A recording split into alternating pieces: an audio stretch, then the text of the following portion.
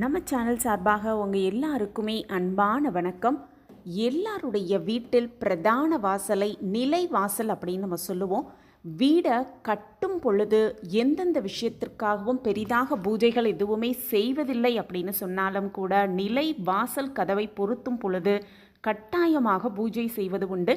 அவ்வளவு சிறப்பு மிகுந்த அந்த நிலை வாசல் செய்யவே கூடாத ஒரு விஷயம் என்ன, அந்த விஷயத்தை நம்ம செய்யாமல் இருக்கும் பொழுது நம் கஷ்டங்கள் எல்லாம் தீரும் அப்படிங்கிறதும் பணம் மலை போல் குவியும் அப்படிங்கிறத பற்றியும் இந்த பதிவில் நம்ம தெரிஞ்சுக்கலாம். வணக்கம்.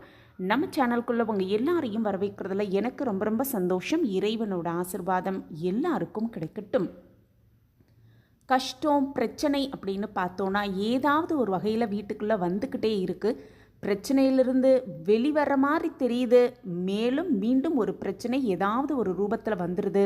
கஷ்டம் இருந்துக்கிட்டே இருக்குது, மனசஞ்சலம் வீட்டில் இருந்துக்கிட்டே இருக்குது, பணப்பற்றாக்குறையும் பணப்பிரச்சனையும் இருந்துக்கிட்டே இருக்குது அப்படின்னு கவலைப்படுறவங்க இந்த ஒரு விஷயம் நம் வீட்டின் பிரதான வாசல் அப்படின்னு சொல்லப்படும் நிலை வாசலில் செய்கிறோமா அப்படிங்கிறத சரிபார்த்து கொள்ளணும். அந்த நிலை வாசலில் அதை செய்யாமல் இருந்தோன்னா கஷ்டங்கள் படிப்படியாக குறைவதை நம்ம கண்கூடாகவே பார்க்கலாம். அப்படி நிலை வாசல் கதவை பொருத்தும் பொழுது கட்டாயமாக பூஜை செய்வோம். ஒரு வீட்டோட உயிர் மூச்சாக கருதப்படுவது தான் இந்த நிலை வாசல் அப்படிங்கிறது உண்மை. பழங்கால வீடுகள்லாம் பார்த்தோன்னா முன்னோர்கள் வாழ்ந்த இல்லங்கள் எல்லாம் பிரதான வாசலுக்கு இருபுறமும் மாடம் அமைத்து வைத்திருப்பாங்க.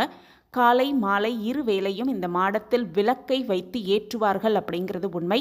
இது எதற்காக அப்படின்னு பார்த்தோன்னா தலை வாசலுக்கு இருபுறமும் இருக்கும் இடத்தை சூரியனாகவும் சந்திர பகவானாகவும் பாவிக்கப்படுது அப்படிங்கிறதுனாலும் சூரியன் அனைத்து தேவாதி தேவர்களையும் தெய்வங்களையும் குறிக்கிறார் அப்படின்னும் சந்திர பகவான் பித்ருகளை குறிக்கிறார் அப்படின்னும் ஒரு வீட்டில் இருப்பவர்கள் தெய்வங்களுடைய அனுகிரகமும் அவர்களுடைய முன்னோர்களின் ஆகிய பித்ருக்களுடைய ஆசிர்வாதமும் கிடைக்கப்பெறும் பொழுதுதான் அவர்கள் பரிபூர்வமாக செல்வங்களையும் மகிழ்ச்சியான வாழ்வையும் அடைகிறார்கள் அப்படிங்கிறது உண்மை.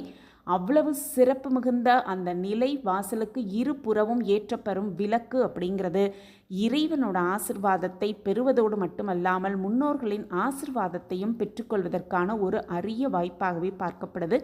அந்த அற்புதமான நிலை வாசல் படியை எக்காரணம் கொண்டும் அந்த வாசல் படியில் உட்காரவே கூடாது, அது மட்டும் அல்ல நிற்கவும் கூடாது அப்படின்னு நம்ம பெரியவங்க சொல்லி கேட்டிருப்போம். வாசப்படியில் உட்காராத நிற்காத அப்படின்னு நிறைய தடவை பெரியவங்க சொல்லி கேட்டிருப்போம். இது ஏன் அப்படின்னு கேட்டால் பல பேருக்கு விளக்கங்கள் தெரியாது. உட்காரக்கூடாது அப்படிங்கிறதுக்கு என்னவாக இருக்கும் அப்படிங்கிறத இப்போ நம்ம தெரிஞ்சுக்கலாம். தலை வாசல் கதவில், அதாவது நிலை வாசல் கதவில் குல தெய்வமும் மகாலட்சுமி தாயாரும் வாசம் செய்வதாக ஐதீகம். ஒரு வீட்டின் நிலை வாசல் அப்படிங்கிறது அஷ்டலக்ஷ்மியும் வாசம் செய்வது போல நிலை வாசல் கதவில் குல தெய்வம் குடியிருப்பதாக சாஸ்திரங்கள் சொல்லப்பட்டிருக்கு. நம்மளுடைய குல தெய்வம் நம் வீட்டின் கதவில் தான் குடியிருக்கும், அதுவும் நிலை வாசல் கதவில் தான் குடியிருப்பாங்க. அப்படிங்கிறதுனால நம்ம முன்னோர்கள் வீட்டின் கதவை சத்தமில்லாமல் திறக்கவும் மூடவும் சொல்லுவாங்க. அடிக்கடி எண்ணெய் விட்டு சுலபமாக மூடும்படி வைத்திருப்பாங்க அந்த கதவை சாத்தும் பொழுதும் அல்லது திறக்கும் பொழுதும் சத்தம் எழுப்பாமல் அந்த கதவு இருக்கும்படி பார்த்துக்கணும். இப்படி செய்யும் பொழுது குல தெய்வத்தை நம்ம தேவையில்லாமல் அதை டிஸ்டர்ப் பண்ணுற மாதிரி ஒரு செயல் ஆகிடும். அதனால தான் முடிந்தவரை கதவை பொறுமையாக திறந்து மூடும்படி நம்ம முன்னோர்கள் சொல்லி வச்சுருப்பாங்க. அதே போல் குழந்தைகள் கதவின் தாழ்பாலை ஆட்டும் பொழுது பெரியவர்கள் சில பேர் தாழ்பாலை ஆட்டாதே அப்படின்னு சொல்லுவாங்க. வீட்டின் தலைவாசலில் இரு புறங்களிலும் விளக்கு ஏற்றி வைப்பது அன்றைய காலத்திலிருந்து வழக்கமாக நம்ம எல்லாருமே செஞ்சுக்கிட்டு தான் இருக்கோம். அந்த இரண்டு புறங்களிலும் தேவதைகள் அமர்ந்திருப்பதாக சாஸ்திரங்கள் சொல்லப்பட்டிருக்கு.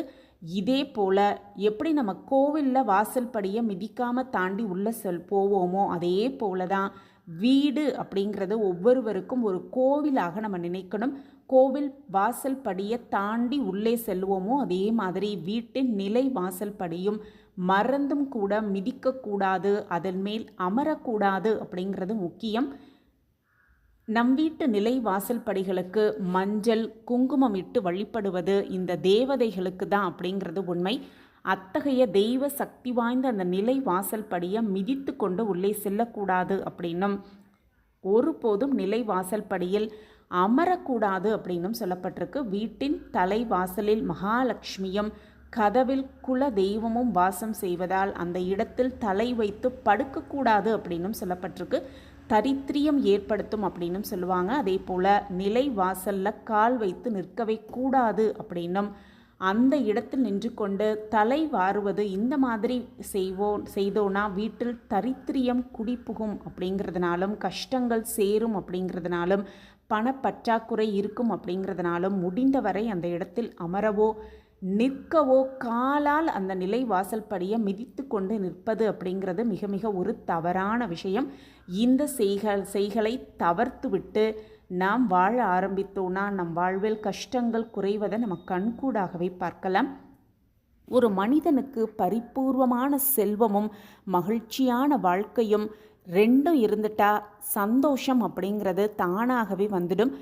இந்த இரண்டுமே பெறணும் அப்படின்னா பித்ருக்கள் தெய்வங்களுடைய ஆசிர்வாதம் முழுமையாக தேவை. இவற்றை பெற்று தரக்கூடிய ஒரு இடம்தான் என்ன இடம்னு பார்த்தோன்னா நம் வீட்டில் நிலைவாசல் அப்படின்னு சொல்லுவாங்க. அதனால தான் நிலைவாசல் கதவை பொருத்தும் பொழுதே தெய்வத்தை ஆக்கர்ஷணம் செய்ய பூஜைகள் செய்யப்படுது அப்படின்னும், பெரும் மகிமை வாய்ந்த அந்த நிலை வாசலில் விளக்கு ஏற்றுவது அப்படிங்கிறது எல்லா வளங்களையும் நமக்கு பெற்றுக் கொடுக்கும் ஒரு அற்புத வழிபாடாகவே பார்க்கப்படுது.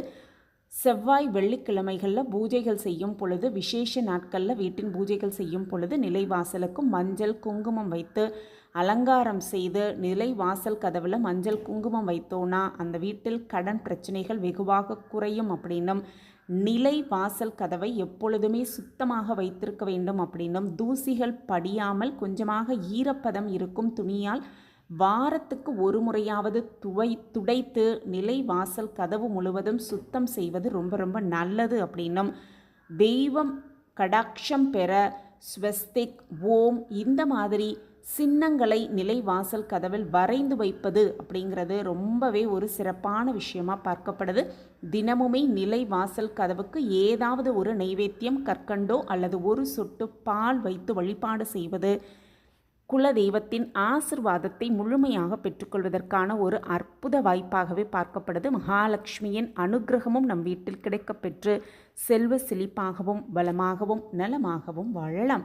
இந்த பதிவு உங்களுக்கு பயனுள்ள பதிவாக இருக்கும் அப்படின்னு நான் நம்புகிறேன். இந்த பதிவு உங்களுக்கு பிடிச்சிருந்ததுன்னா லைக் பண்ணுங்கள், ஷேர் பண்ணுங்கள், அப்படியே ஒரு கமெண்ட்டையும் போட்டுருங்க. உங்கள் கமெண்ட் தான் எங்களுக்கு மிகப்பெரிய ஒரு ஊக்கமாகவே இருக்கும். மீண்டும் ஒரு புதிய பதிவில் பார்க்கலாம். நன்றி, வணக்கம்.